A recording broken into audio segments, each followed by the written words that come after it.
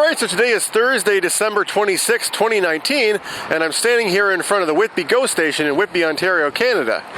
On the front of my bike I have an action camera mounted, and in this video I'm going to be riding north along Brock Street in Whitby and giving a narrated tour of a part of my hometown. Alright, so starting here in the parking lot of the GO station, I'm just going to head over to this traffic light over here, which I'll make a left turn onto, which will get me onto Brock Street, and we'll start heading our way north. If I were to go straight through this intersection, which of course I'm not going to do and can't do, that would take me onto Highway 401, which is a major Ontario arterial highway, which runs through southern Ontario from east to west, or in the east and west directions. Alright, so turning left, and we're now on Brock Street, and I'll just move over to the right lane because there's a bus behind me, so I'll let that get past. And now, so we're heading up towards a bridge, which will take us over that Highway 401 that I mentioned just a moment ago. And up ahead, there's a little bit of a traffic jam because there's appears to have been a collision there, and there's a bunch of fire trucks responding to the scene. So I might have to take a bit of a detour to get around that. Because this is Brock Street that we're on now, and we're going to continue going straight for a number of kilometers.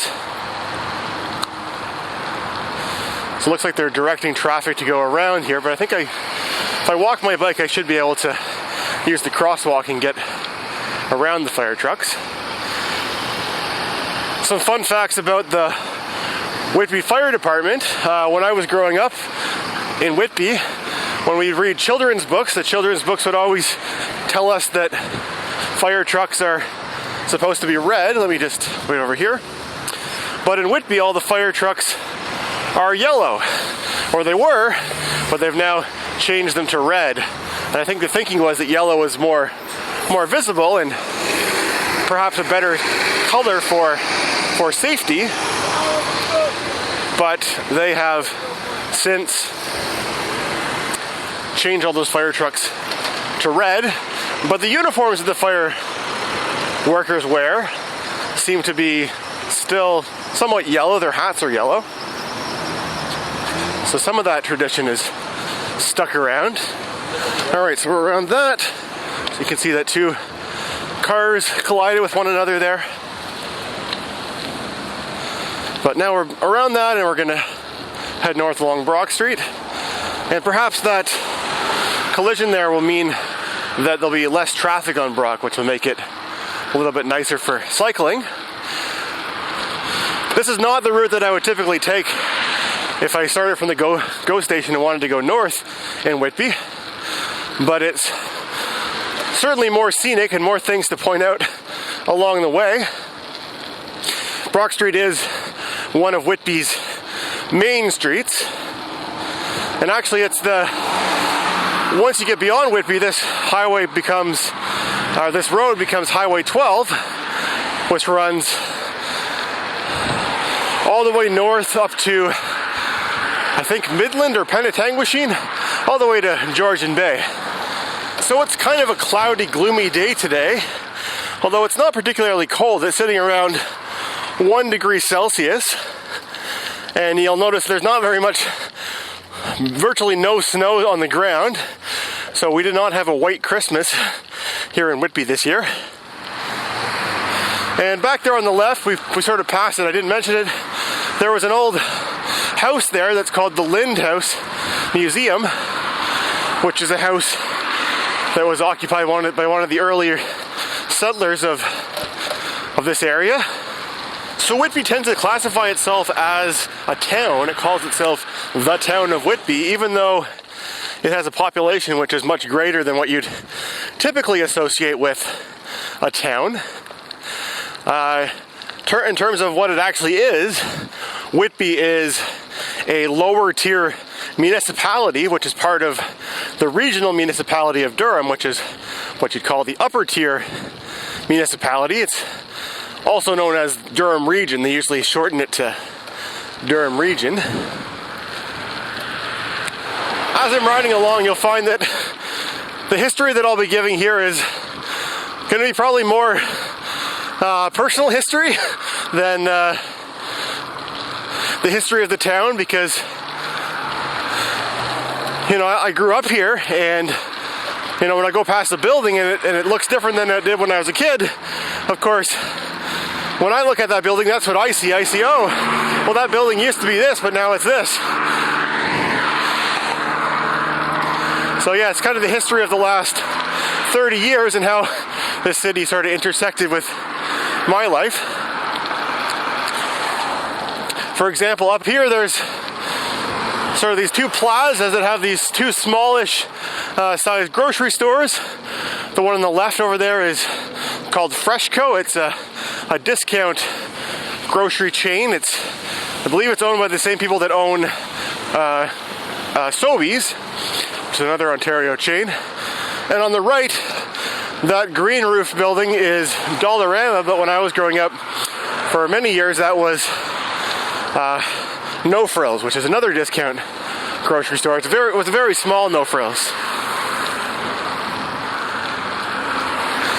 And now we're entering downtown Whitby. That building on the left there, we just sort of passed, that's the Brock Brewing Company, which is a microbrewery, and I think there's a restaurant in there as well. That's very new. Another thing which is new is on our right, there's a big empty hole in the ground. That used to be where one of the fire halls, station number 3, that's where that fire hall used to be. But they built another fire hall. I guess it's more centrally located, just sort of outside of the downtown core. And they've demolished it, and now it's being redeveloped as condos. So here I'm crossing Dundas Street, which is the other main street of Whitby. So once I cross this street, the streets that intersect with that are called now North, or they end with the word, the abbreviation North, or N, after them. So yeah, that's back there is what we call the Four Corners, because it's where the two main streets intersect. It's the center of town. Well, I should say that what we've just seen here, that is downtown Whitby. We've pretty much gotten to the edge of the business center of Whitby, which is relatively small.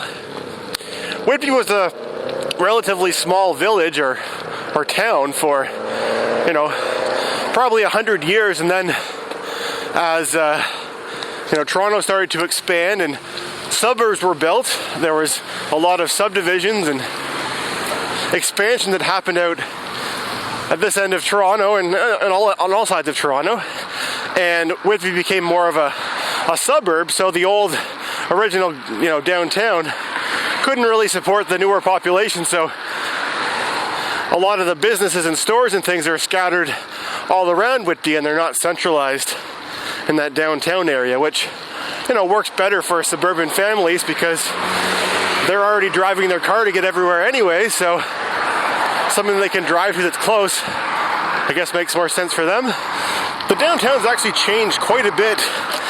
Just within the last 5 years, there's been a lot of buildings that were torn down. Some of them burned down. There's a couple fires in downtown Whitby, but they seem to be rebuilding a lot of stuff. Be interested to see when that condo development is finished, if it will, how much of an impact it'll have on the downtown businesses. This road that I'm on does have a bus route which follows it, so I'm noticing bus station or bus stop signs along here and people waiting for the bus. There's also a bus operated by GO Transit, which starts in Whitby and goes further north. It's not really a city bus, it's a bus that, it's like a highway bus that stops less frequently.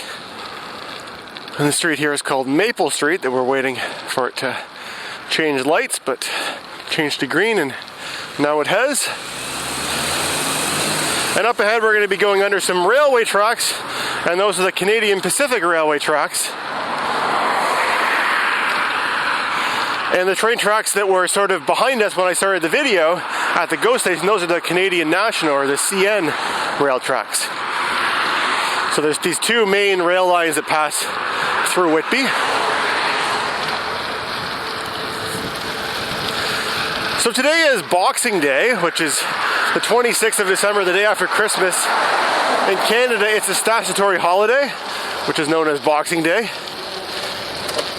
And if you're not from Canada or one of the other countries which descended from the United Kingdom, Boxing Day has nothing to do with the sport of boxing. The origins of that term are not completely well documented, but the understanding of where it sort of came from was that the day after Christmas is where families would give gifts or a Christmas box to people that provided services to them. For example, their postal delivery person, they would give them a box the day after Christmas. So as I mentioned, Whitby's the town where I grew up, and I lived here all my life until I finished high school, which was in 2007. After that, I went away to university and lived away for a few years. Then I lived back in Whitby again for a year between university and when I moved to Toronto, which was in 2013. In total, I've lived here for about 2/3 of my life, but in the times when I haven't lived here, I've come and visited family that still live here quite regularly. So Whitby was first settled in the early 1800s. It was kind of developed around the farming. It was an agricultural community that farmed a lot of grain, and being situated on the one of the Great Lakes on Lake Ontario made it easy for them to transport their grain to other regions. And there's actually a railway that started from the Whitby Harbor and went north to the community of Port Perry, which again made that port more important because from Port Perry, that's connected to Lake Scugog, which connects up with the Trent Severn Waterway. So you basically, all the farming stuff that's way up there could all funnel its way down through the canals in the lake and get onto that Great Lake for further transportation. So we just turned onto a road called Wallace Drive. And so basically I'm not going to go all the way along Brock. I'm actually going to detour a little bit because the ending point of my tour here is at Whitby's Town Hall, which is just a ways off of the route here. Of course, you could get to it on the road, but for a bike, it's a little bit more enjoyable to ride these back roads than on the busy road, because it's actually City Hall or Town Hall actually sits on Rossland Road, which is a fairly busy east-west arterial. I'm going to ride a little bit on the sidewalk here to connect up with the trail that I'm heading towards. So Whitby has a population of about 130,000 people as of the last census. But it's really expanded a lot in my lifetime. The population around the time that I was born, about 30 years ago, was only about 60,000, so it's more than doubled since then. And it's just been, building more and more neighborhoods like the one that we're just passing through here. Just lots of, suburban houses on, relatively big lots, made, all at the same time from, the same sets of plans of houses. So straight ahead, that building that has the red brick on it, that is the Whitby Rec Center, which is a pool and a gym and a bunch of other things. And that building, actually that's one of the places that I learned how to swim when I was growing up, in that pool. And then that building was actually sort of modeled after the town hall building, the town hall building, which is built beside it. They kind of have similar architecture. So we're climbing up a bit of a hill. I don't know how well the camera captures elevation grade, but you could tell from my huffing and puffing that I'm working my way up this hill.